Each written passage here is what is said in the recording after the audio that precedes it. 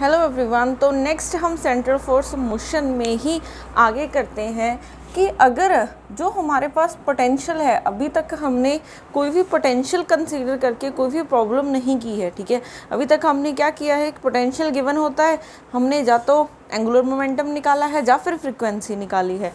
अब अगर हम ग्रेविटेशनल पोटेंशियल की बात करें, ठीक है, ग्रेविटेशनल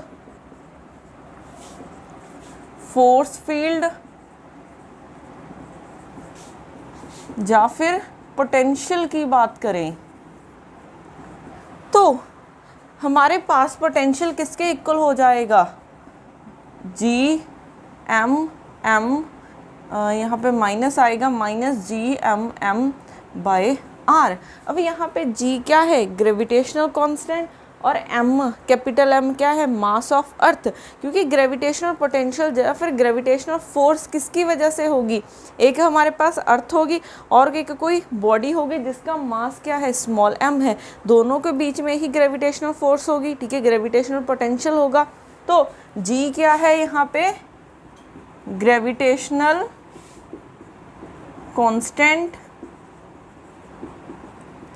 कैपिटल एम क्या है, mass of earth, small m क्या है, मास ऑफ बॉडी, ठीक है। और आर क्या हो जाएगा, इन दोनों के बीच में डिस्टेंस, ठीक है। आर क्या है, डिस्टेंस बिटवीन दम, अर्थ और बॉडी के बीच में डिस्टेंस कितना है, आर हो जाएगा। तो ये इतना पोटेंशियल होगा। अब हमें पता है कि एनर्जी किसके इक्वल होती है, टोटल एनर्जी किसके इक्वल होती है, kinetic energy plus potential energy. तो E is equal to kinetic energy किसके इक्वल होगी, हाफ एम बी स्क्वायर, फिर पोटेंशियल एनर्जी ये रही G M m by r. अब देखो, अगर मैं यहाँ से 1/2m कॉमन ले लेती हूँ, ठीक है, क्योंकि m यहाँ पे भी है, m यहाँ पे भी है, तो यहाँ पे v स्क्वायर माइनस यहाँ क्या आ जाएगा 2gm बाय आर, यही बचेगा। क्योंकि यहाँ पे 2 नहीं था तो 2 मल्टीप्लाई कर दिया, मल्टीप्लाई करेंगे 2 के साथ 2 कैंसिल हो जाएगा, यही वाली टर्म बच जाएगी। अब इतनी टर्म को मैं लिख रही हूँ v स्क्वायर, ठीक है, E is equal to 1/2m v square minus v e square. और यहाँ पे देखो वी ई स्क्वायर है किसके equal, 2g capital m by r. V e equal हो जाएगा √2gm बाय आर। इसे हम बोलते हैं एस्केप वेलोसिटी, ठीक है, एस्केप वेलोसिटी। अब ये एस्केप वेलोसिटी क्या है, ठीक है, मैंने पार्टिकल को थ्रो करना है, ठीक है, मैंने पार्टिकल को क्या करना है, यहाँ पे सपोज कर लो ये अर्थ है, ठीक है, मैंने पार्टिकल को अर्थ से थ्रो करना है। क्योंकि अगर जैसे ये मैंने ऊपर थ्रो किया, ठीक है, अगर तो ये इसकी फील्ड में हुई, अर्थ की ग्रेविटेशनल फील्ड में होती है तो ये वापस आ जाएगी, कुछ टाइम बाद ये वापस आ जाएगी ग्रेविटेशनल फील्ड की वजह से। अब हमने इतनी दूर या फिर इतनी वेलोसिटी से किसी चीज़ को थ्रो करना है कि वो चीज़ कभी वापस ही ना आए, ठीक है। वापस कब नहीं आ सकती है, अगर अर्थ की ग्रेविटेशनल फील्ड उस पॉइंट पे ख़त्म हो जाएगी, ठीक है। दोबारा बता रही हूँ, हमने एक पार्टिकल को थ्रो करना है, ठीक है, जैसे ये अर्थ है, हमने यहाँ पे पार्टिकल को एक थ्रो करना है, थ्रो इतनी वेलोसिटी से करना है, सपोज कर लो यहाँ पे ग्रेविटेशनल की फील्ड ख़त्म हो रही है, ठीक है, यहाँ पे अगर आप इसके बाद कोई पार्टिकल यहाँ पे पहुँच जाता है, ठीक है, तो पार्टिकल कभी भी वापस नहीं आएगा क्योंकि यहाँ पे ग्रेविटेशनल फील्ड ख़त्म हो चुकी है। अब हमने पार्टिकल को इतनी वेलोसिटी से मूव थ्रो करना है, ठीक है, कि ये यहाँ तक पहुँच जाए। अगर यहाँ तक पहुँचा तो हमारे पास क्या हो जाएगा, ये पार्टिकल कभी भी वापस नहीं आएगा, ठीक है। तो ये कितनी वेलोसिटी होती है, ये इतनी वेलोसिटी होती है, ठीक है। ये एस्केप वेलोसिटी वो वेलोसिटी है कि पार्टिकल कभी भी वापस आए ही ना, ठीक है। तो एस्केप वेलोसिटी अगर आपको पूछा जाए कि किसके इक्वल होती है तो वो इसके इक्वल हो जाएगी 2gm बाय आर रूट, ठीक है। तो ये याद रखना है आपने। अब उसके बाद हमारे पास आती है ऑर्बिटल वेलोसिटी क्या होती है, ठीक है। ऑर्बिटल वेलोसिटी क्या होती है, ये एस्केप वेलोसिटी आ गई है √2gm/r। उसके बाद आती है ऑर्बिटल वेलोसिटी।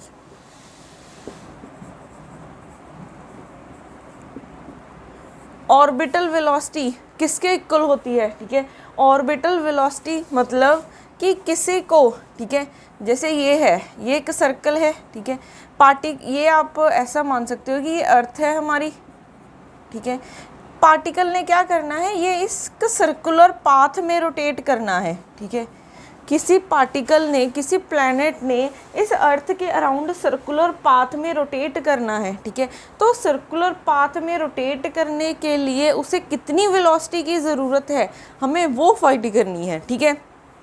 तो अब हमें क्या फाइंड करनी है, ऑर्बिटल वेलोसिटी। एक ऑर्बिट में घूमने के लिए उसे कितनी वेलोसिटी की ज़रूरत होगी, वो होगी ऑर्बिटल वेलोसिटी। अब पार्टिकल कहीं एस्केप नहीं कर रहा है, वो सिर्फ सर्कुलर पाथ में घूमेगा, ठीक है। अब हम ये फाइंड कर सकते हैं, ये हम कहाँ से फाइंड कर सकते हैं, आप फाइंड, हम मेथड भी देखेंगे इसका कि क्या है। आप इसको जर्नल भी याद रख सकते हो। ऑर्बिटल वेलोसिटी किसके इक्वल होती है, बस यहाँ से 2 हटा देना, ठीक है, यहाँ से 2 हटा देना, क्योंकि यहाँ पे डायरेक्ट क्वेश्चन आ जाते हैं। मैं आपको इसका मेथड भी बता देती हूँ कि ये हम कैसे सॉल्व करते हैं। हमने किया था, अगर कभी भी सर्कुलर मोशन की बात आती है, ठीक है, कभी भी सर्कुलर मोशन की बात आती है, तब हमारे पास, हम सिंपल पोटेंशियल की बात नहीं करते हैं, हम इफ़ेक्टिव पोटेंशियल की बात करते हैं। जब भी कभी भी सर्कुलर मोशन की बात आती है, तब हम इफ़ेक्टिव पोटेंशियल की बात करते हैं। इफ़ेक्टिव पोटेंशियल किसके इक्वल होता है, L²/2mr², ठीक है, प्लस V ऑफ R की वैल्यू पुट कर दो, L²/2mr² माइनस GM/r। अब हमने क्या बोला था कि हर एक चीज़ नेचर में इक्विलिब्रियम पोजीशन पे रहना चाहती है। तो अगर आप उसका डेरिवेटिव करोगे विद रिस्पेक्ट टू r, क्योंकि इक्विलिब्रियम पे स्लोप 0 होती है, तो ये क्या हो जाएगा, 0 के इक्वल। तो हम इसका पहले विद रिस्पेक्ट टू r के डेरिवेटिव लेते हैं, तो क्या हो जाएगा, L²/2m, डेरिवेटिव लोगे -2, यहाँ पे आ जाएगा r³ माइनस GM, यहाँ पे -1 r², 2 के साथ 2 cancel, minus L²/mr³ minus minus plus GM/r²। इसको हमने रखना है इक्वल टू 0, ठीक है, इसको हमने 0 के इक्वल रखना है। तो यहाँ से देखो क्या आ गया है, L²/mr³, ये इस तरफ आके प्लस हो जाएगा, इज इक्वल टू GM/r²। अब यहाँ से ये कट गई है, एक पावर रह गई है, ठीक है। यहाँ से L² की वैल्यू क्या आ जाएगी, GM, ये अब मल्टीप्लाई हो जाएगा m², तो L की वैल्यू आ जाएगी √GM/m²। अब हमें पता है कि L क्या है, यहाँ पे एंगुलर मोमेंटम है, और हमें एंगुलर मोमेंटम की एक वैल्यू पता है। एंगुलर मोमेंटम किसके इक्वल होता है, mv0r के, mvr के इक्वल होता है, ठीक है। या फिर आपने ये वाला एक्सप्रेशन देखा होगा, mv×r, या फिर आपने ये वाला एक्सप्रेशन तो देखा ही होगा, ठीक है, कि आपके पास एंगुलर मोमेंटम किसके इक्वल होता है, p×r। p क्या होता है, mv, तो ये वाला एक्सप्रेशन हो जाएगा। अगर ये दोनों क्या हैं, एक दूसरे के परपेंडिकुलर हैं, ठीक है, क्योंकि सर्कुलर मोशन में अगर आप देखोगे, ठीक है, हमने सर्कुलर मोशन की बात कर रहे हैं, ये हमारे पास r है, वेलोसिटी इस डायरेक्शन में होती है, तो ये दोनों, इसके बीच में एंगल क्या है, 90 है। आप हर एक पॉइंट पे देखोगे, यहाँ पे देखोगे वेलोसिटी इस डायरेक्शन में होगी, ठीक है, तो इनके बीच में एंगल कितना हो जाएगा, 90। तो अगर 90 है, क्रॉस प्रोडक्ट को हम कैसे हटाते हैं, PR sin θ, ठीक है। P और R में एंगल मीन्स V और R में एंगल कितना है, 90 है तो साइन 90 1 होता है, p की वैल्यू mvr, तो ये वाला एक्सप्रेशन हो जाएगा। ठीक है, अब हम ऑर्बिटल वेलोसिटी को v0 से डिनोट कर रहे हैं, तो क्या कर सकते हैं, दोनों इक्वेशंस को इक्वेट कर दो। दोनों इक्वेशन की लेफ्ट हैंड साइड इक्वल है तो राइट हैंड साइड भी इक्वल होगी। M v not r is equal to root G M square. अब दोनों साइड स्क्वेयरिंग कर दो, स्क्वेयरिंग बोथ साइड्स, तो क्या बन जाएगा, m square v not square r square is equal to G M square. अब यहाँ से वी नॉट की वैल्यू देखो क्या निकलेगी, G M square by m square r square. ठीक है, ये कैंसिल हुआ, G M by r square. ठीक है, यहाँ पे हमने कुछ, अच्छा ओके, यहाँ पे एक आर स्क्वेयर था एक आर क्यूब है, तो यहाँ पे साथ में आर आना है, यहाँ पे आर आएगा साथ में। ठीक है, तो एक आर यहाँ से कैंसिल हो जाएगा, तो देखो ये आ गई है। ठीक है, हमने यही लिखा है, इसका ये रूट को इस तरफ लेके जाओगे तो v not square is equal to G M by r. आप ये दोनों फॉर्मूले डायरेक्ट भी याद रख सकते हो। ठीक है, कि ऑर्बिटल वेलोसिटी एक सर्कुलर पाथ में घूमने के लिए उसे कितनी वेलोसिटी की ज़रूरत है, इतनी वेलोसिटी की ज़रूरत है। और अगर आपने पार्टिकल को एस्केप कराना है, ठीक है, ग्रेविटेशनल फील्ड से हमने ऐसे थ्रो करना है कि पार्टिकल कभी वापस ही ना आए, तो हमें कितनी वेलोसिटी से थ्रो करना पड़ेगा, हमें इतनी वेलोसिटी से थ्रो करना पड़ेगा। तो ये बहुत ही इम्पॉर्टेंट रिजल्ट्स हैं, ये आपको पता होने चाहिए। ठीक है, हमने पोटेंशियल एनर्जी ये निकाली हुई है।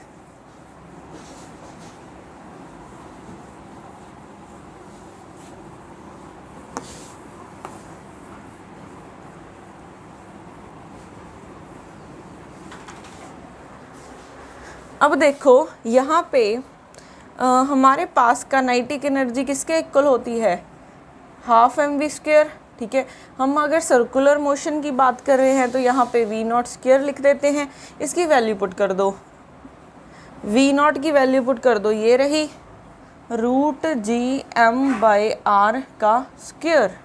ठीक है,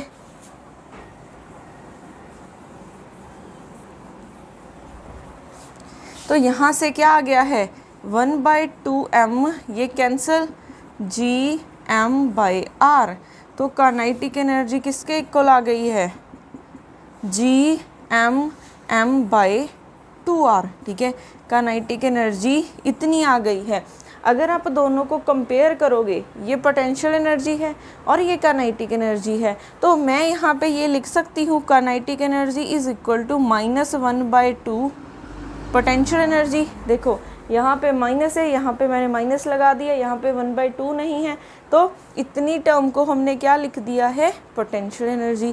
तो ये भी रिलेशन कई बार पूछ लिया जाता है कि सर्कुलर मोशन में काइनेटिक एनर्जी और पोटेंशियल एनर्जी के बीच में क्या रिलेशन होता है, तो ये रिलेशन होता है kinetic energy is equal to -1/2 times potential energy.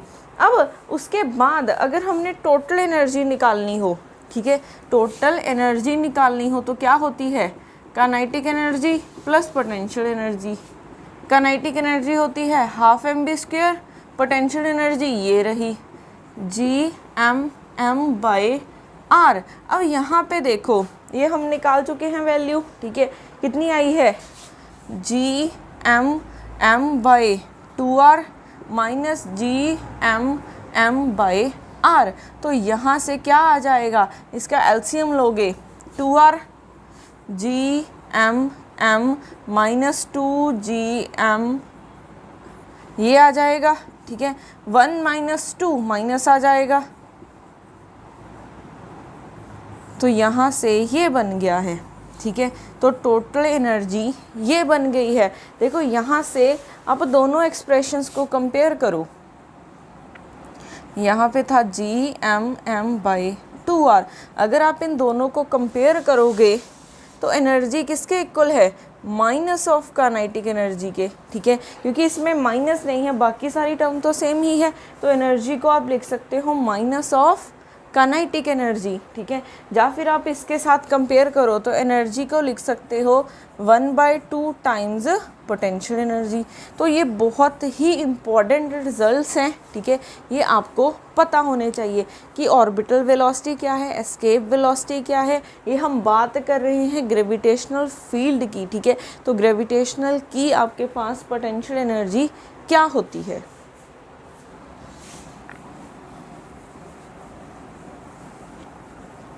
अगर आप यहाँ पे देखोगे, ये हमने पोटेंशियल कहाँ से निकाला है, क्योंकि हम बात कर रहे हैं ग्रेविटेशनल फील्ड की। तो दो बॉडीज़ के बीच में फोर्स कितनी होगी, तो हमारे पास फोर्स ये होती है Gm/r², ये पढ़ा है हमने, ठीक है। अब हमें पता है कि फोर्स क्या होती है, dV/dr, यही होती है, force is equal to minus dV/dr। तो हमने पोटेंशियल निकालना है, तो इंटीग्रेशन कर दोगे F/dr, यही बन जाएगा, ठीक है। यहाँ से पहले इसको मल्टीप्लाई करो, F/dr is equal to minus dV। अब इंटीग्रेशन कर दोगे, ये बन जाएगा, V की F की वैल्यू पुट करो, Gmm/r² इंटू dr, तो माइनस Gmm, यहाँ पे r -2 है, ठीक है। इसकी इंटीग्रेशन करोगे कितनी आ जाएगी, -2 + 1, यहाँ पे -1 इंटू dr। यहाँ पे ये तो प्लस बन गया है, r -2 है, एक प्लस करना है तो -1 हो जाएगा, तो ये तो प्लस बन गया है, तो हम यहाँ पे नेगेटिव साइन नहीं लेके चलते हैं, ठीक है। हम यहाँ पे पहले नेगेटिव साइन नहीं लेके चलेंगे, तो ये बन जाएगा आपके पास Gmm/r, ठीक है। तो ऐसे हम पोटेंशियल एनर्जी को निकाल सकते हैं, ठीक है। तो आप डायरेक्ट भी याद कर सकते हो, अगर किसी को फोर्स पता है कि ग्रेविटेशनल फोर्स क्या होती है, तो वहाँ से भी हम पोटेंशियल की वैल्यू निकाल सकते हैं।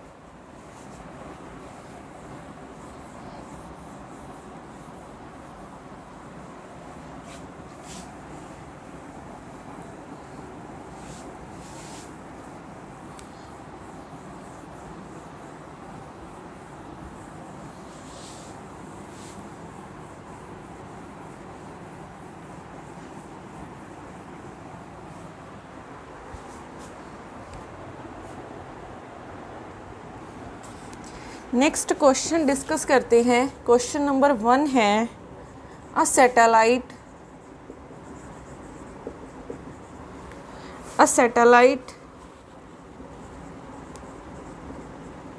is moving in a circular orbit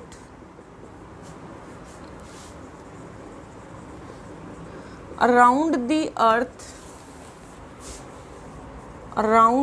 earth if TV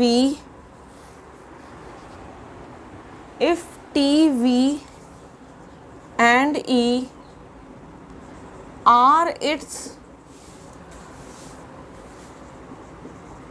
average kinetic energy,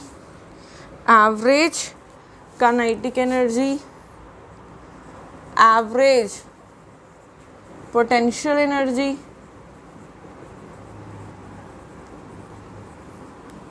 and total energy,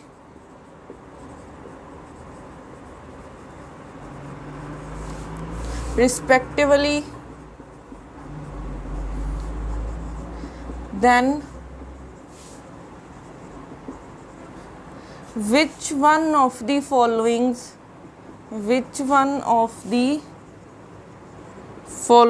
options is correct?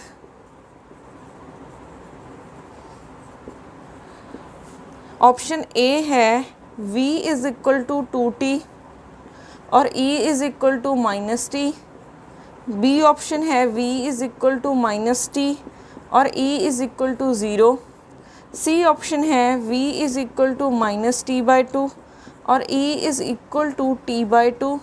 D option है v is equal to minus three t by two और e है minus t by to.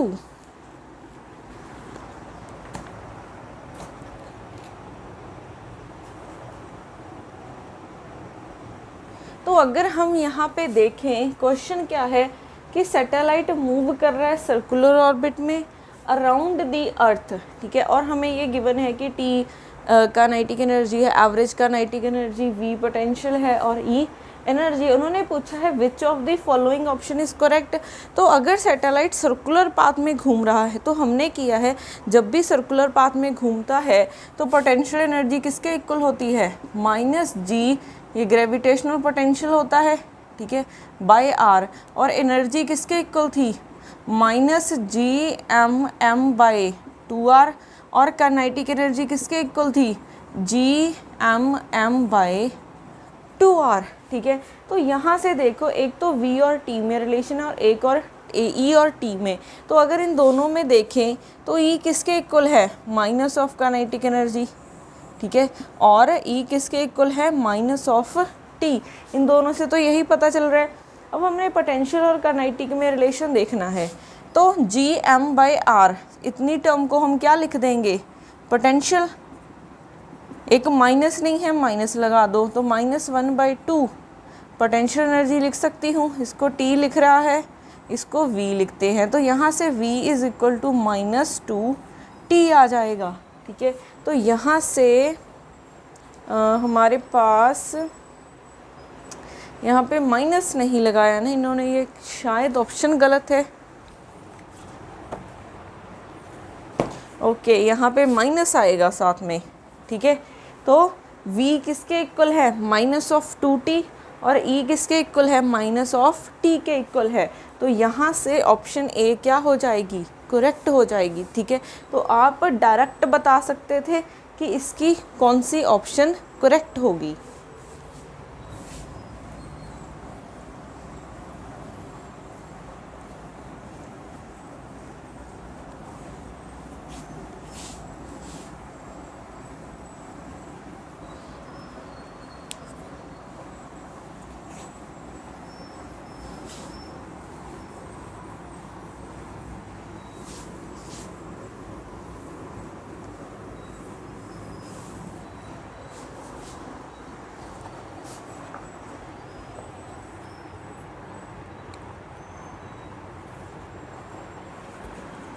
इसके बाद है question number 2। A particle of mass under central force in orbit r is equal to a e raise to power k theta. find force law, how force depends on r, ठीक है।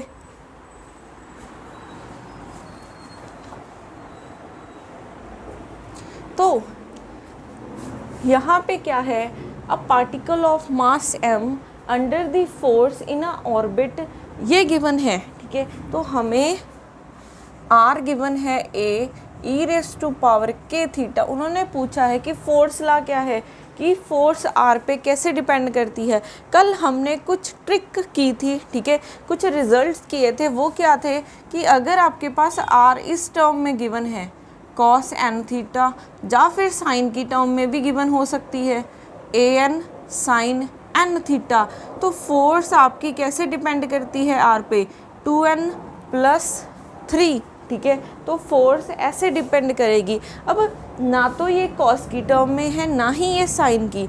अगर आप इसको लिखोगे ये बन जाएगा cos h k theta plus sign h k theta, ठीक है।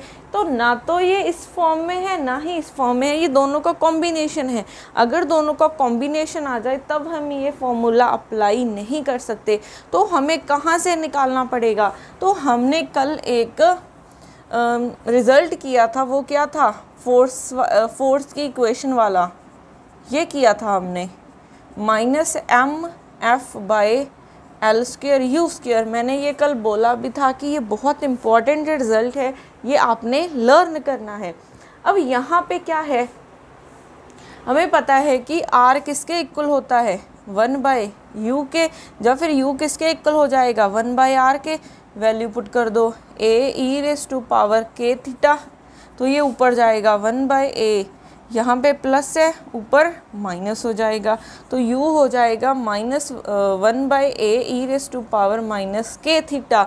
अब आपने वैल्यूज़ पुट करनी है, आपको u का 2 टाइम्स डेरिवेटिव चाहिए विद रिस्पेक्ट टू थीटा, तो इसका एक बार डेरिवेटिव करते हैं थीटा के विद रिस्पेक्ट, तो आ जाएगा -k⁻k⁻, फिर डबल डेरिवेटिव करो d²u/d², यहाँ पे 1/a इसका स्क्वायर आ जाएगा, ठीक है। तो ये बन गया है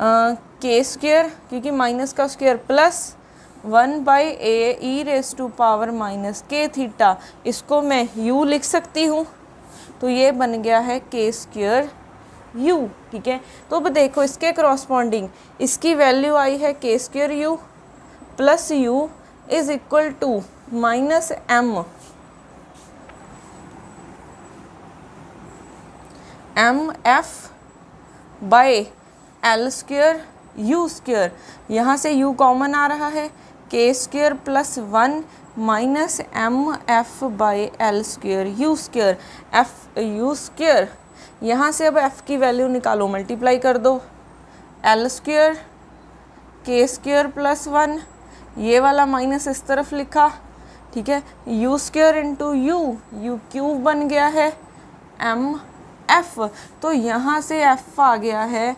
-L² k² plus 1 u³/m। Circular motion है तो एंगुलर मोमेंटम कंजर्व होता है, ठीक है, कांस्टेंट होता है, k भी कांस्टेंट है और यहाँ पे मास भी कांस्टेंट होता है। तो ये कैसे वेरी कर रहा है? u³ के साथ वेरी कर रहा है।